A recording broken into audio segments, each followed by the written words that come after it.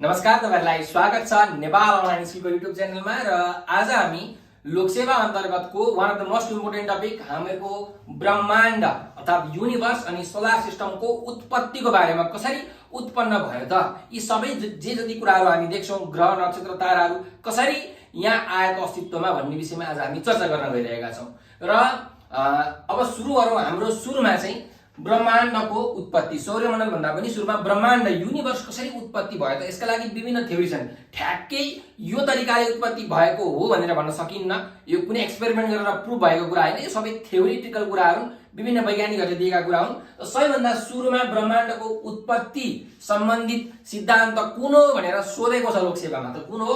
Steady state cosmology model. यो ब्रह्माण्डको उत्पत्तिको बारेमा भन्ने पहिलो सिद्धान्त हो, प्रथम सिद्धान्त हो। सन् 1928 मा सर जेम्स जिन्स, जो एक ब्रिटिश एस्ट्रोनोमर थिए, सर जेम्स जिन्सले सन् 1928 मा दिनुभएको सिद्धान्त हो स्टेडी स्टेट कस्मोलोजी मोडेल। अब लोकसेवाको दृष्टिकोणले हेर्ने हो भने हामीलाई यसको मिति र कसले दिएको त्यो मात्रै थाहा भयो भने पुग्छ। तर तपाईहरुले के कुराहरू अलिकति बुझ्नुपर्ने हुन्छ जस्तो लाग्यो। सो हेर्नुस्, स्टेडी स्टेट कस्मोलोजी मोडेलले के भन्छ भने ब्रह्माण्ड अहिले जस्तो छ पहिले पनि त्यस्तै थियो र भविष्यमा पनि त्यस्तै रहनेछ भनेको एउटै स्टेटमा रहनेछ भनेर यो स्टेडी स्टेट कस्मोलोजी मोडेलले भन्छ। तर पछि हाम्रो वैज्ञानिक फ्रेड होयलले अथवा हाम्रो हबलले के भन्नुभयो भन्दाखेरि युनिभर्स एक्सपान्ड हुँदैछ भनेर भन्नुभयो र यो स्टेडी स्टेट कस्मोलोजी मोडेललाई अलिकति मोडिफाई गरियो र के भन्यो भने ब्रह्माण्ड एक्सपान्ड हुँदैछ, तर ब्रह्माण्ड सँगसँगै ब्रह्माण्डमा भएका जुन म्याटरहरू हुन्छन् ती म्याटरहरू पनि बढ्दैछन्, जसको कारणले गर्दाखेरि ब्रह्माण्डको जुन डेन्सिटी हुन्छ, युनिभर्सको जुन घनत्व हुन्छ, युनिभर्समा भएका म्याटरको घनत्व चाहिँ जहिले पनि कन्स्ट्यान्ट नै रहन्छ भनेर यसरी स्टेडी स्टेट कस्मोलोजी मोडेलले भन्छ।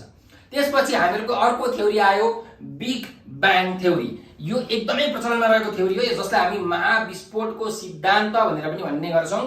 यो थ्योरी कसले दिएको हो त भन्दाखेरि हाम्रो जियोगेर्स लेमिटरले सन् 1927 मा दिनुभएको यो थ्योरी हो। र यो जियोगेर्स लेमिटर भनेको हाम्रो बेल्जियमका चाहिँ एकजना चर्चका पादरी हुन्, पुजारी हुन्, एकदमै शिक्षित हुन्छन् हाम्रो चर्चका पुजारी। सो जियोगेर्स लेमिटरले सन् 1927 मा दिनुभएको महाविस्फोटको सिद्धान्त, उहाँले आफ्नो एउटा लेख छ हाइपोथेसिस अफ प्राइमेबल एटम भन्ने लेख छ, जसलाई कस्मिक एग कन्सेप्ट पनि भनिन्छ। यो लेखमा बिग ब्याङ थ्योरी चाहिँ विश्लेषण गर्नु भएको छ, यसरी उत्पत्ति भएको भनेर। तर खासमा यो बिग ब्याङ भन्ने शब्द पहिले थिएन। बिग ब्याङ भन्ने शब्द सन् 1950 मा फ्रेड होयलले मजाकमा बिग ब्याङ भनेर यसरी भनिदिनु भएको थियो र त्यहीबाट यो बिग ब्याङ थ्योरी भनेर नाम रहन गएको हो। यी ब्रिटेनका फ्रेड होयलेको चाहिँ कारणले गर्दाखेरि बिग ब्याङ भन्ने नाम हामीहरूको यो आएको अस्तित्वमा। अब बिग ब्याङ थ्योरीले के भन्छ त? बिग ब्याङ थ्योरीको कुरा बुझ्नुभन्दा अगाडि एउटा ब्ल्याक होलको बारेमा म सानो कुरा भन्छु। हेर्नुस्, खासमा ब्ल्याक होल भनेको कुनै कालो दुलो होइन। ब्ल्याक होल भनेको एउटा तारा हो, एउटा मरिसकेको तारा हो, जसको डेन्सिटी एकदमै हाई हुन्छ, जसको ग्राभिटेशनल फोर्स एकदमै धेरै हुन्छ। हेर्नुस्, ब्ल्याक होल भनेको तारा हो, मैले भनिसके। त ब्ल्याक होलको यदि तपाईले 1 चम्मच माटो लिनुभयो, 1 चम्मच माटो लिनुभयो भने यो 10 वटा हात्ती बराबरको यसको तौल हुन्छ। सोच्नुस्, 1 चम्मच माटो ब्ल्याक होलको। त यो 1 चम्मच ब्ल्याक होलको माटो तपाईको टाउकोबाट सट्ट छिरो भने, यहाँबाट छिरो भने तपाईलाई चिरेर निक्लिन्छ, तपाईलाई थाहा पनि हुँदैन, त्यति भारी हुन्छ।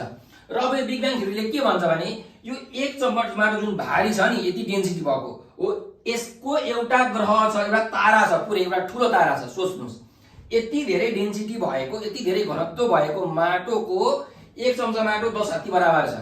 त यो जुन माटो छ, यो माटोबाट एउटा पुरा तारा छ, ठुलो तारा, पृथ्वी भन्दा लाखौं गुणा ठुलो एउटा तारा छ। सोच्नुस् त त्यो ताराको डेन्सिटी कति हो, कस्तो होला, कति भारी होला।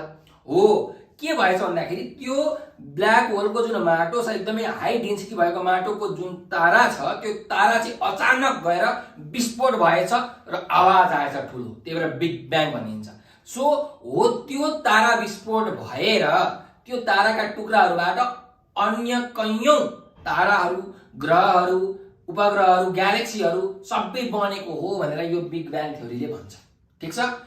अर्को जो ब्रह्माण्डको उत्पत्ति सम्बन्धीको अर्को थ्योरी छ हाम्रो कस्मिक माइक्रोवेभ ब्याकग्राउन्ड रेडिएसन। यसलाई हामी कस्मिक ब्याकग्राउन्ड रेडिएसन भनेर पनि भन्ने गर्छौं। यो हामीहरूको माइक्रोवेभ ओभनमा पाएको कारणले गर्दाखेरि यसलाई cosmic microwave background radiation theory भनेर भनिन्छ।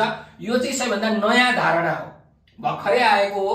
सन् 1964 मा दुईजना हामीहरूको अमेरिकन रेडियो एस्ट्रोलोजिस्ट हैन, रेडियो स्टेसनमा काम गर्ने चाहिँ अर्नो पेन्जियास र रबर्ट विल्सनले सन् 1964 मा दिनुभएको हो। र यो कुन सिद्धान्तमा आधारित छ भनेर लोकसेवामा सोधेको छ। त तापीय विकिरणको सिद्धान्तमा यो cosmic microwave background radiation theory आधारित छ। र मैले तपाईलाई अघि भन्न बिर्सेँ, बिग ब्याङ थ्योरी अनुसार हामीहरूको जुन पृथ्वी छ अथवा युनिभर्स छ, युनिभर्स चाहिँ 14 अर्ब वर्ष पहिले उत्पत्ति भएको हो भन्छ। र यो सिएमबीआर थ्योरीले पनि त्यही भन्छ। 13.798 प्लस माइनस 0.037 यति अर्ब वर्ष पहिले, भनेको करिब लगभग 13.5 देखि 14 अर्ब वर्ष पहिले नै हामीहरूको युनिभर्स चाहिँ उत्पत्ति भएको भनेर यो थ्योरीले पनि भन्छ है त। र यसले एकदमै धेरै मान्यता चाहिँ पाएको छ। र यो जुन दुईजना वैज्ञानिक छन् हामीहरूको अमेरिकन रेडियो एस्ट्रोलोजर अर्नो पेन्जियास र रबर्ट विल्सन, यिनीहरूले सन् 1978 मा यो थ्योरीको कारणले गर्दाखेरि नोबेल प्राइज पनि प्राप्त गरेका थिए। अब यो थ्योरीले के भन्छ त भन्दाखेरि, उनीहरू जो दुईजना छन् अर्नो पेन्जियास र रबर्ट विल्सन आफ्नो टेलिफोनको रेडियो स्टेसनमा काम गरिरहेका थिए र एक्कासी उनीहरूले चाहिँ एकदमै हाई एमाउन्टमा रेडिएसनहरू देख्न थालेछन्। पत्ता लागेछन् होइन, अब विभिन्न चाहिँ यन्त्रको मार्फत उनीहरूले थाहा पाए एउटा रेडिएसन चाहिँ चारैतिर युनिभर्सको चारैतिर छ बा। र त्यो जुन रेडिएसन छ त्यो रेडिएसन चाहिँ 3 केल्भिनको टेम्परेचर, हेर्नुस् एकदमै कम टेम्परेचर, 3 केल्भिनको टेम्परेचर, 273 केल्भिनमा त पानी आइस भन्छ। त 3 केल्भिन भनेको एकदमै कम टेम्परेचर हो। त 3 केल्भिनको टेम्परेचरमा त्यो रेडिएसनहरू चाहिँ युनिभर्सको जतातिर पनि पाइयो। र जता सबैतिर के पाइयो त बराबरी रूपमा पाइयो, काहीँ धेरै काहीँ थोरै होइन, सबैतिर बराबरी रूपमा पाइयो। र यो रेडिएसनको वेभलेन्थ भनेको 1 mm हुन्छ, यो जुन माइक्रोवेभमा पाइन्छ हो। त युनिभर्स हाम्रो चारैतिर चाहिँ बराबरी फैलिएको छ, कहीँ धेरै कहीँ कम फैलिएको होइन, सबैतिर बराबरी फैलिएको छ भनेर भन्ने सिद्धान्त हो हाम्रो cosmic microwave background radiation theory. यो थियो हाम्रो ब्रह्माण्डको उत्पत्तिको बारेमा विभिन्न सिद्धान्तहरू। अब हामी जाउँ हामीहरूको यो सोलर सिस्टम अर्थात् सौरमण्डलको उत्पत्तिको बारेमा। त सबैभन्दा सुरुमा हामी कुरा गरौँ नेबुलर हाइपोथेसिस, जसलाई हामी ग्यासियस थ्योरी पनि भन्छौँ, ग्यासियस सिद्धान्त पनि भन्छौँ। यो कसले दिएको भन्दाखेरि हाम्रो इमानुएल क्यान्ट है, जर्मन एस्ट्रोलोजर इमानुएल क्यान्टले सन् 1755 मा दिनुभएको हाइपोथेसिस हो नेबुलर हाइपोथेसिस। अब यो नेबुलर हाइपोथेसिसले के भन्छ त भन्दाखेरि हामीहरूको युनिभर्समा सुरुमा केही पदार्थहरू थिए अरे, र त्यो पदार्थहरू ग्राभिटेसनल फोर्सको कारणले गर्दाखेरि, गुरुत्वाकर्षण बलको कारणले गर्दाखेरि तिनीहरूमा गति उत्पन्न भयो, तिनीहरू नजिक आउँदै गए र नजिक आएर ठोकिन थाले, तिनीहरूमा फ्रिक्सन भयो, घर्षण भयो। घर्षण भएको कारणले गर्दाखेरि तिनीहरूमा हिट ताप जेनेरेट भयो र तिनीहरूमा गति जेनेरेट भयो। यसरी बिस्तारै बिस्तारै ठोकिँदा ठोकिँदै ठोकिँदा ठोकिँदै एउटा नेबुलाको फर्मेसन भयो। नेबुला भनेको कुनै पनि भनौँ न ठुलो तारा छ, तारा विस्फोट भइसकेपछि जुन बाँकी रहेको कुराहरू हुन्छ, डस्ट पार्टिकलहरू, स्मोकहरू हो, त्यसको सङ्ग्रहलाई हामी नेबुला भनेर भन्छौँ हो। त्यो एउटा नेबुला बनेछ र त्यो नेबुलाको स्पिड अझै बढ्दै बढ्दै बढ्दै गएछ र यसरी स्पिड बढ्दै बढ्दै जाँदाखेरि त्यो बिस्तारै अब त्यसको स्पिड घुम्दैछ, त्यो नेबुला अब घुम्न थाल्यो। घुम्दा घुम्दै घुम्दा घुम्दै एक्कासी के भयो त भन्दाखेरि झट्काले गर्दाखेरि त्यो नेबुलाको टुक्राहरू चाहिँ बाहिरतिर छरिन गएछ। त्यसको डेन्सिटी बढ्दै गएको थियो र एक्कासी छरिन गएछन् र छरिएर जुन गए ती ग्रह उपग्रह नक्षत्रहरू विभिन्न कुराहरू बने र जुन बिचमा बाँकी रहेको भाग छ त्यो चाहिँ हामीहरूको सूर्य भयो भनेर यो नेबुलर हाइपोथेसिसले भन्छ। तर तपाईँले यो कहानी याद गरिराख्नु पर्दैन, कन्सेप्ट बुझ्नुहोस् एउटा सानो कुरा र कसले दिएको हो कहिले दिएको हो त्यो कुरा थाहा पाउनुपर्छ। अर्को जाउँ टाइडल हाइपोथेसिस, जसलाई हामी भन्छौँ ज्वारीय सिद्धान्त। अब हेर्नुहोस् यो चाहिँ सूर्यमण्डल पुरैको कुरा हो, तर यहाँ चाहिँ सूर्य बाहेक अरू ग्रह उपग्रहको कुरा गरेको छ टाइडल हाइपोथेसिसमा। सो टाइडल हाइपोथेसिस अर्थात् ज्वारीय सिद्धान्त जिन्स एन्ड जेफ्रिज, ब्रिटेनका एस्ट्रोनोमर जिन्स एन्ड जेफ्रिजले सन् 1917 मा दिनुभएको यो थ्योरी हो। त्यो थ्योरीले के भन्छ त भन्दाखेरि एउटा चाहिँ सूर्य थियो, अब के भएछ भन्दाखेरि एउटा कुनै कमेट आएछ, पुष्रे तारा आएछ र यो पुष्रे तारा आउँदा आउँदै सूर्यको नजिक आएछ। अब सूर्यबाट के निक्लिन्छ, ज्वार निक्लिरहेको हुन्छ, आँधी हुरी, सोलर प्रोमिनेन्सेस भनेर हामी भन्छौँ, त्यो आँधी हुरी निक्लिरहेको हुन्छ हो। त्यो आँधी हुरी निक्लिरहेको कारणले गर्दाखेरि अनि सूर्यको गुरुत्वाकर्षणको बलको कारणले गर्दाखेरि त्यो पुष्रे तारा चाहिँ सूर्यको नजिक आइपुग्यो र पुष्रे ताराले सूर्यलाई चट्टलाएर काटेर चल्दैछ पुष्रे तारा आफ्नो बाटोतिर।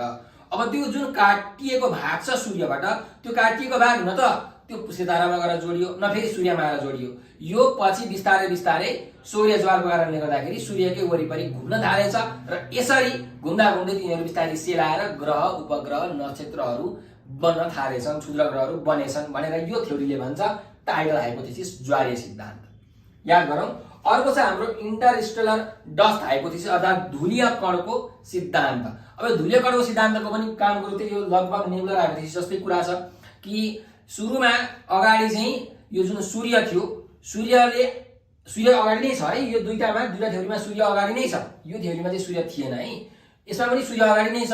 अब ब्रह्माण्डमा जति पनि धुलो कणहरू छन् ती धुलो कणहरू चाहिँ सूर्यले आकर्षण गरेछ, आफ्नो ग्राभिटेसनल फोर्सले आकर्षण गरेछ र आकर्षण गर्दा गर्दै ती धुलीय कणहरू सूर्यको वरिपरि घुम्न थालेछन्, बिस्तारै बिस्तारै घुम्न थालेछ र घुम्दा घुम्दै ग्रह र उपग्रहहरू बन्यो भनेर हाम्रो इन्टरस्टेलर डस्ट हाइपोथेसिसले भन्छ। धुलीय कणको सिद्धान्त जुन हाम्रो अटो स्मिथले, रसियाका एस्ट्रोनोमर अटो स्मिथले सन् 1949 मा दिनुभएको।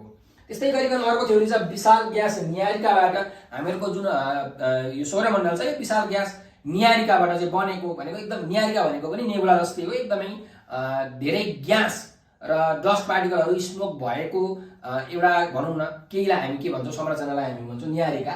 त यो न्यारिकाबाट हाम्रो सौर्यमण्डल बनेको भनेर ल्याप्लेसले सन् 1796 मा भन्नुभएको हो, फ्रान्सका वैज्ञानिक हुन् यिनी। त्यस्तै अन्तिममा छ हाम्रो पृथ्वीको बनोट चाहिँ सूर्यमण्डलबाट भएको भनेर भन्ने वैज्ञानिक को हुन् त भन्दा हाम्रो बफन है, सन् 1749 मा फ्रान्सका वैज्ञानिक बफनले चाहिँ यो पृथ्वीको उत्पत्ति सौर्यमण्डलबाट भएको हो भनेर भनेका छन्। त यति हो हाम्रो तपाईको ब्रह्माण्डको उत्पत्ति र सौरमण्डलको उत्पत्तिको बारेमा कुराहरू। र विद्यार्थीहरूलाई कन्फ्युजन लाग्ने दुईटा कुरा मैले लेखेको छु, एउटा छ कस्मोलोजी, एउटा छ एस्ट्रोनोमी। कस्मोलोजीलाई हामी ब्रह्माण्ड शास्त्र अथवा सृष्टि शास्त्र पनि भन्छौँ, द स्टडी अफ युनिभर्स, ब्रह्माण्डको अध्ययन गर्ने विज्ञान हो कस्मोलोजी भने। एस्ट्रोनोमी अर्थात् खगोल शास्त्र भनेको आकाशीय पिण्डहरूको अध्ययन गर्ने के हो त, यो शास्त्र हो एस्ट्रोनोमी। बुझ्नुस् डिफरेन्स के छ एस्ट्रोनोमी र कस्मोलोजीमा। एस्ट्रोनोमी भनेको आकाशीय पिण्डको कुरा हो, युनिभर्समा विभिन्न आकाशीय पिण्ड छ, यो एउटा आकाशीय पिण्ड हो, तर यहाँ खाली भाग पनि त छ, स्पेस पनि छ, यहाँ विभिन्न रेडिएसनहरू पनि त हुन्छ हो, यो सबै कुराको अध्ययन गर्ने चाहिँ कस्मोलोजी हो, तर आकाशीय पिण्डको मात्र अध्ययन गर्ने चाहिँ एस्ट्रोनोमी अर्थात् खगोल शास्त्र हो। र हामीले बिर्सनै हुँदैन हामीहरूको निकोलस कपर्निकसलाई। अब हेर्नुहोस् पहिले के थियो भन्दाखेरि काम कुरो एउटा थ्योरी थियो जियोसेन्ट्रिक थ्योरी, जुन चाहिँ बाइबलमा आधारित थियो। यो थ्योरीले के भन्छ भन्दाखेरि जियो भनेको पृथ्वी हो है, सेन्ट्रिजम भनेको पृथ्वीलाई केन्द्रमा राखेर अरू ग्रहहरूले, सूर्यले पनि पृथ्वीलाई परिक्रमा गर्छ भनेर यसरी बाइबलको सिद्धान्त थियो, सबैजनाले यही कुरा मान्थे। तर पछि ग्यालिलियोले आफ्नो टेलिस्कोप बनाएर हेरेपछि उनले के थाहा पाए भन्दाखेरि सूर्यको वरिपरि चाहिँ अरू ग्रहहरू, नक्षत्रहरू, उपग्रहहरू, क्षुद्र ग्रहहरू, पृथ्वी ताराहरू घुम्छन् भनेर उनले घोषणा गरेका थिए। घोषणा गरेका कारणले गर्दाखेरि उनलाई चाहिँ जेलमा चाहिँ चर्चका पादरीहरूले जेलमै हालिदिएका थिए। र पछि हामीहरूको निकोलस कपर्निकसले चाहिँ ग्यालिलीले घोषणा गरेका थिए, यिनले चाहिँ पुरै पत्ते लगाए, प्रुभै गरिदिए। निकोलस कपर्निकस जो त्यति बेला पर्सियामा जन्मेका थिए, जुन पोल्यान्डमा पर्दछ, उनले सन् 1543 मा के भने सूर्यको वरिपरि चाहिँ पृथ्वीहरू, अरू ग्रहहरू, नक्षत्रहरू, त्यस्तै गरिकन उपग्रहहरू, शिशु ग्रहहरू चाहिँ वरिपरि घुम्छन् भनेर उनले पत्ता लगाए र यो थ्योरीलाई भनिन्छ हेलियोसेन्ट्रिजम अर्थात् हेलियोसेन्ट्रिक थ्योरी। हाम्रो ग्रीक भाषामा हेलियस भनेको सूर्य, सन हो, सो यसलाई भनिन्छ हेलियोसेन्ट्रिक थ्योरी। कसले दिएका हुन्, प्रतिपादक को हुन् त निकोलस कपर्निकस 1543 मा पर्सिया अहिलेको पोल्यान्डमा उनी जन्मेका हुन्, पोल्यान्डका उनी वैज्ञानिक हुन्। सो यो थियो हामीहरूको सम्पूर्ण ब्रह्माण्डको उत्पत्ति, सौरमण्डलको उत्पत्तिको बारेमा छोटो जानकारी। र यस्तै हाम्रो ब्रह्माण्ड सम्बन्धित अरू भिडियो पनि मैले बनाएको छु, हाम्रो सूर्यको, ग्रहको, पृथ्वी ताराको, क्षुद्र ग्रहको। यस्तो भिडियोहरू तपाईले हेरेर आफ्नो लोकसेवाको एक्जाम राम्रो गर्नु होला भन्दै म आज बिदा दिन चाहन्छु। हस्त, धन्यवाद।